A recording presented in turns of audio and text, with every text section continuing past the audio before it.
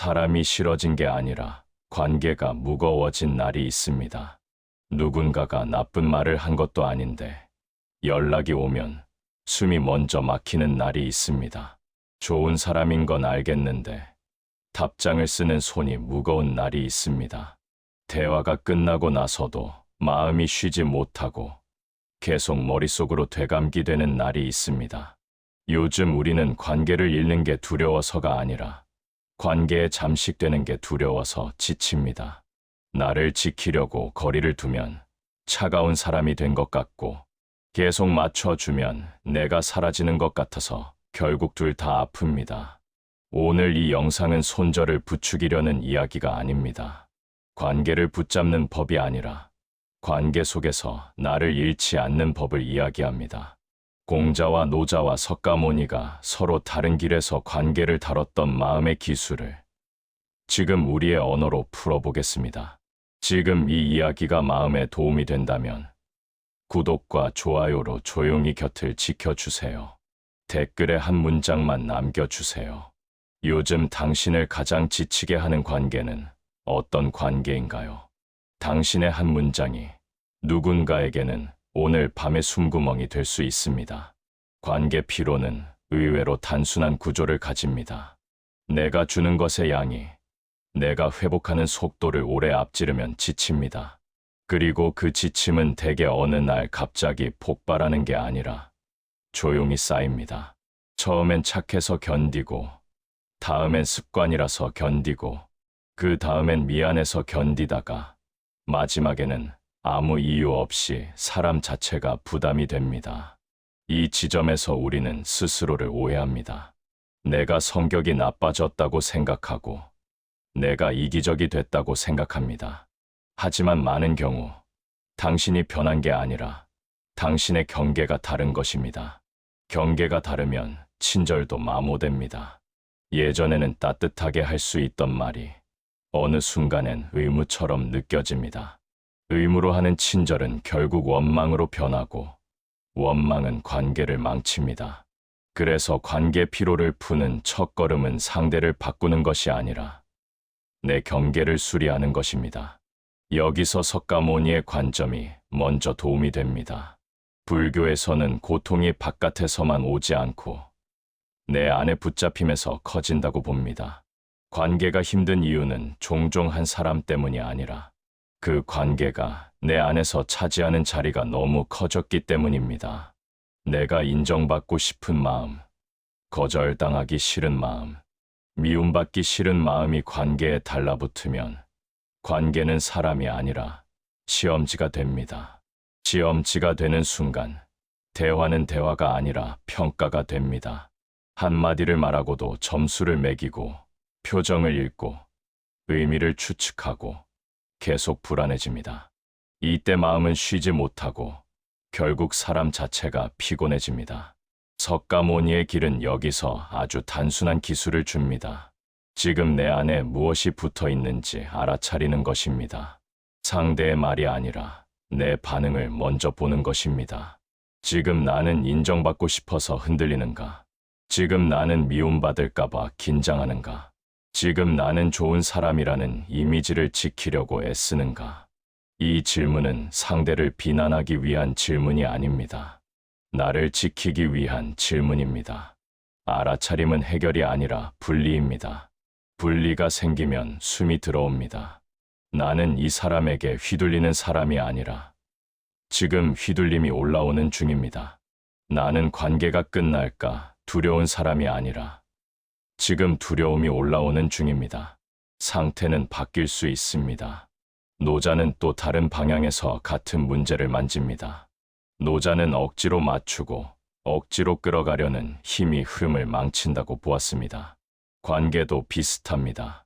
억지로 잘 되게 하려 할수록 관계는 더 불편해집니다. 어떤 관계는 자연스럽게 가까워지고 어떤 관계는 자연스럽게 멀어집니다. 그 자연스러움을 허락하지 않으면 우리는 계속 힘을 씁니다. 힘을 쓰는 만큼 마음은 피로해집니다. 노자의 언어로 말하면 부드러움은 약함이 아니라 유연함입니다. 유연한 사람은 매번 다 받아주지 않습니다. 유연한 사람은 필요한 만큼만 주고 필요한 만큼만 쉽니다. 관계에서 유연해진다는 건 이런 뜻입니다. 지금은 답장을 늦게 해도 됩니다. 오늘은 만남을 거절해도 됩니다. 지금은 설명을 길게 하지 않아도 됩니다. 관계 피로가 심한 사람은 설명을 너무 많이 합니다. 거절하면서도 사과를 10번 하고, 경계를 세우면서도 변명을 10번 하고, 쉬면서도 죄책감을 10번 느낍니다. 그 10번이 당신을 지치게 합니다. 노자의 방식은 그 10번을 3번으로 줄이는 것입니다. 짧고 단단한 문장으로 나를 지키는 것입니다. 오늘은 조금 쉬고 싶어. 이번 주는 일정이 어려워. 답장이 늦어도 이해해줘. 이 문장들은 차갑지 않습니다. 이 문장들은 솔직합니다. 솔직함은 관계를 끊는 칼이 아니라 관계를 살리는 경계가 될 수 있습니다. 여기서 공자의 길이 현실적인 균형을 줍니다. 공자는 관계를 중요하게 여겼지만 관계 때문에 나를 잃는 것을 미덕으로 보지 않았습니다. 전해지는 표현 중에는 조화롭게 지내되 같아지려 들지 않는다는 취지의 말이 있습니다. 이 말은 관계 피로의 시대에 특히 유효합니다. 우리는 너무 자주 같아져야 안전하다고 느낍니다. 같은 속도로 답장해야 하고, 같은 정도로 감정을 나눠야 하고, 같은 기준으로 관계를 유지해야 한다고 믿습니다. 하지만 관계는 원래 같아지지 않습니다. 각자의 삶의 속도와 에너지가 다르기 때문입니다. 공자의 관점에서 관계의 핵심은 예라는 형태로 드러납니다. 예는 내 마음을 숨기라는 뜻이 아니라 서로를 다치게 하지 않는 방식입니다. 관계를 유지하려면 무조건 맞추는 게 아니라 서로의 선을 존중하는 방식이 필요합니다. 그 선이 바로 경계입니다. 경계는 벽이 아닙니다. 경계는 문입니다. 문은 닫을 수도 있고, 열 수도 있고, 잠시 걸어둘 수도 있습니다. 관계 피로가 심한 사람은 문을 늘 활짝 열어둡니다. 그러다 어느 날 문이 부서질 만큼 밀려 들어오면 그때는 문 자체를 부숴 버리고 싶어집니다. 손절이 유혹처럼 느껴지는 이유가 여기 있습니다. 그래서 우리는 문을 조절하는 기술을 배워야 합니다. 완전 개방과 완전 차단 사이에는 아주 넓은 회색지대가 있습니다. 관계의 건강함은 그 회색지대를 다룰 줄 아는 능력에서 옵니다. 이제부터는 오늘 당장 써먹을 수 있는 관계 피로 회복의 방법을 이야기해 보겠습니다. 거창한 결심이 아니라 작고 반복 가능한 기술들입니다. 완벽하게 할 필요는 없습니다. 조금만 해도 됩니다. 첫째, 내 에너지의 바닥을 인정하는 것입니다. 관계는 감정 노동이기도 합니다. 감정 노동은 체력과 비슷해서 바닥이 나면 친절이 잘 나오지 않습니다. 내 에너지가 100일 때는 웃으며 할 수 있던 말이 30일 때는 상처가 됩니다. 상대가 달라진 게 아니라 내 에너지가 달라진 것입니다. 그러니 오늘은 이렇게 말해 보세요. 나는 오늘 30의 에너지로 산다. 이 문장은 변명이 아닙니다. 현실을 인정하는 순간 내 마음은 조금 정직해집니다. 정직해지면 선택이 쉬워집니다. 오늘 꼭 해야 하는 관계 행동 하나, 오늘 줄여도 되는 관계 행동 하나, 오늘 내려놓아도 되는 관계 행동 하나. 관계에서도 우선순위가 필요합니다. 모든 사람에게 같은 친절을 줄 수는 없습니다. 그것은 차별이 아니라 현실입니다. 둘째, 관계를 3가지로 분류해 보는 것입니다. 나를 살리는 관계가 있습니다. 나를 중립으로 만드는 관계가 있습니다. 나를 소모시키는 관계가 있습니다. 나를 살리는 관계는 대화 후에 숨이 편해집니다. 나를 중립으로 만드는 관계는 무난하지만 특별히 회복되지는 않습니다. 나를 소모시키는 관계는 대화가 끝나도 마음이 계속 소란스럽습니다. 이 분류는 누가 좋은 사람인지 나쁜 사람인지 가르는 게 아닙니다. 지금의 나와 그 관계의 궁합을 보는 것입니다. 궁합은 시기마다 바뀔 수 있습니다. 셋째, 소모되는 관계에서 접촉 빈도를 줄이는 것입니다. 관계를 끊지 않아도 접촉 빈도는 줄일 수 있습니다. 매일 하던 연락을 이틀에 한 번으로 줄일 수 있습니다. 매주 하던 만남을 한 달에 한 번으로 줄일 수 있습니다. 이것은 회피가 아닙니다. 회복을 위한 설계입니다. 노자의 말처럼 덜어야 흐르고 덜어야 오래 갑니다. 넷째, 경계 문장을 미리 준비하는 것입니다. 관계 피로가 심한 날일수록 우리는 즉흥적으로 반응합니다. 즉흥은 종종 과잉 친절이나 과잉 분노로 흐릅니다. 그래서 문장을 미리 준비해 두면 관계가 덜 망가집니다. 오늘은 답장이 늦을 수 있어. 이번 주는 혼자 쉬는 시간이 필요해. 그 이야기는 지금은 듣기 어려워.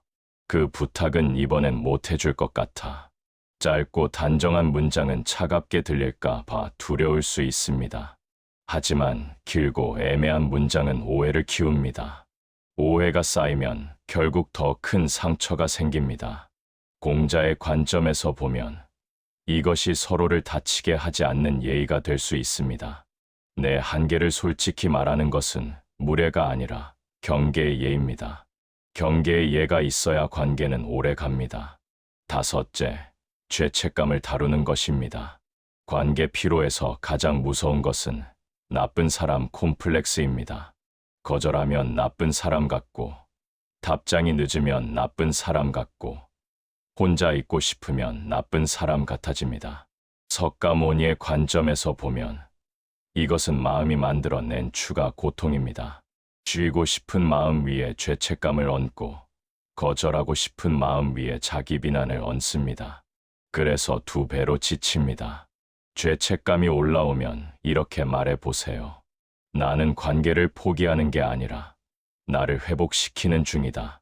나는 냉정해지는 게 아니라 내 경계를 수리하는 중이다. 회복된 나는 더 따뜻해질 수 있다. 여섯째, 좋은 사람의 정의를 바꾸는 것입니다. 좋은 사람은 모든 요청을 들어주는 사람이 아닙니다. 좋은 사람은 자기 자신을 함부로 쓰지 않는 사람입니다. 자기 자신을 함부로 쓰지 않는 사람만이 타인도 함부로 쓰지 않습니다. 관계 피로는 종종 착한 사람에게 더 빨리 옵니다. 착한 사람은 거절을 늦추고 설명을 길게 하고 감정을 삼킵니다. 그 삼킨 감정은 언젠가 몸으로 나옵니다. 두통, 소화불량, 무기력, 갑작스런 분노로 나옵니다. 그때 우리는 스스로를 탓합니다. 나는 왜 이렇게 예민하지? 나는 왜 이렇게 화를 못 참지? 하지만 예민해진 게 아니라 이미 많이 참아온 것입니다. 노자는 과함을 경계합니다. 과한 친절도 과함입니다. 과한 배려도 과함입니다. 과한 이해도 과함입니다. 과함은 언젠가 반대로 튑니다. 그래서 조금 덜 친절해지는 것이 오히려 관계를 지키기도 합니다. 조금 덜 맞추는 것이 오히려 나를 살립니다. 여기서 아주 중요한 균형이 있습니다. 관계를 줄이는 것은 마음을 닫는 것이 아닙니다. 관계를 줄이는 것은 마음을 열 수 있는 체력을 회복하는 것입니다. 이제 관계 피로를 더 깊게 만드는 현대적인 습관을 하나 짚어보겠습니다. 우리는 연결의 양이 너무 많습니다.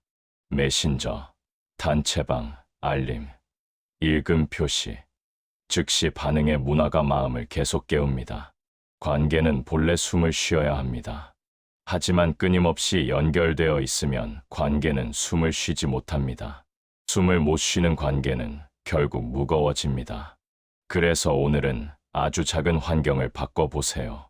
알림을 줄이고, 단체방의 반응을 늦추고, 휴대폰을 잠시 멀리 둡니다. 이것은 무례가 아니라 회복의 환경입니다. 회복의 환경이 있어야 관계는 다시 부드러워집니다. 관계 피로가 올라올 때 당신은 아마 이런 생각을 할 수도 있습니다. 나는 원래 혼자 있는 게 더 편한 사람인가? 나는 관계를 할 줄 모르는 사람인가? 나는 사회성이 부족한 사람인가? 그 생각이 너무 빠르게 결론을 내릴 때 공자의 균형이 필요합니다. 사람은 관계 속에서 자랍니다. 하지만 관계는 사람을 잡아먹어서는 안 됩니다. 관계는 삶의 전부가 아니라 삶의 일부입니다. 삶의 일부가 전부가 되는 순간 우리는 지칩니다. 그러니 관계의 자리를 다시 조정해 보세요.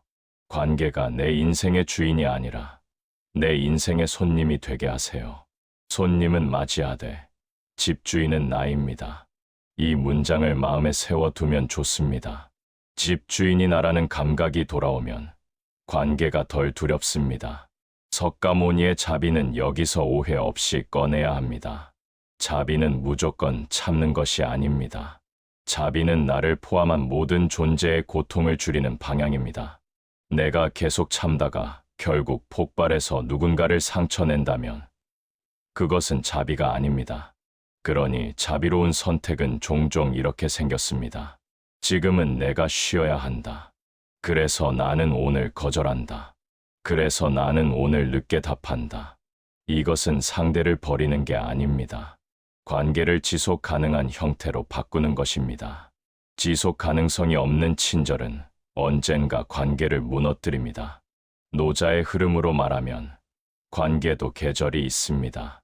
봄처럼 가까운 시기가 있고 겨울처럼 멀어지는 시기가 있습니다.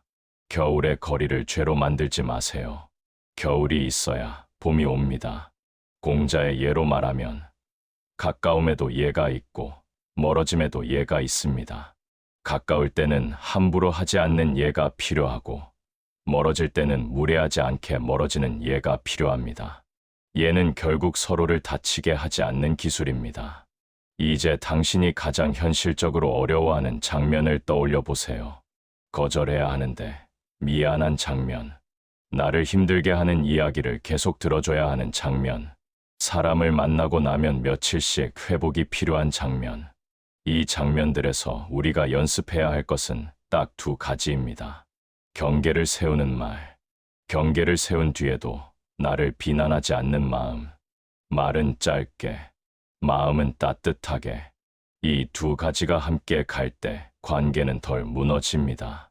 말을 짧게 하는 연습을 해보세요. 지금은 어려워. 오늘은 쉬고 싶어. 그건 다음에 이야기하자. 그리고 마음을 따뜻하게 하는 연습을 해보세요. 내가 거절했다고 내가 나쁜 사람이 되는 것은 아닙니다. 내가 쉬고 싶다고 내가 이기적인 것은 아닙니다. 내가 거리를 둔다고 내가 사랑이 없는 것은 아닙니다. 이 문장들을 여러 번 들려주고 싶습니다. 관계는 나의 전부가 아닙니다. 나는 관계를 통해 증명되는 존재가 아닙니다. 나는 이미 충분히 사람입니다. 관계 피로의 회복은 직선이 아닙니다. 어떤 날은 괜찮았다가 어떤 날은 다시 숨이 막힐 수 있습니다. 그럴 때마다 우리는 실패했다고 느낍니다. 하지만 그것은 실패가 아니라 조정입니다. 관계를 조정하는 사람은 차가운 사람이 아닙니다. 관계를 조정하는 사람은 오래가는 사람입니다. 오래가는 사람은 자신을 함부로 쓰지 않습니다. 이제 오늘 밤에 작은 약속을 하나 해보세요. 오늘은 내 마음의 문을 활짝 열어두지 않겠습니다. 오늘은 필요한 만큼만 열겠습니다. 그리고 닫아야 할 때는 조용히 닫겠습니다. 그 조용한 닫힘이 쌓이면 당신은 다시 관계를 사랑할 힘을 얻습니다. 관계를 사랑할 힘은 희생에서 오지 않습니다. 관계를 사랑할 힘은 회복에서 옵니다. 지금 이 순간 당신이 할 수 있는 가장 현실적인 회복은 이것입니다. 오늘의 연락 하나를 내일로 미룹니다. 오늘의 만남 하나를 줄입니다. 오늘의 설명 하나를 생략합니다. 그리고 남는 시간에 숨을 쉽니다. 따뜻한 물을 마십니다. 조용히 걸어봅니다. 내 마음의 소음을 낮춥니다. 이 작은 낮춤이 내일의 관계를 살립니다. 석가모니의 알아차림이 나를 살리고 노자의 덜어냄이 나를 가볍게 하고 공자의 예와 균형이 관계를 오래가게 합니다. 마지막으로 당신에게 꼭 해주고 싶은 말이 있습니다. 사람에 지친 당신은 차가운 사람이 아닙니다. 사람에 지친 당신은 나쁜 사람이 아닙니다. 당신은 그저 너무 오래, 너무 많이, 너무 잘해온 사람일 수 있습니다. 그러니 오늘은 이렇게 말해도 됩니다. 나는 오늘 나를 먼저 돌본다. 나는 오늘 내 경계를 먼저 세운다.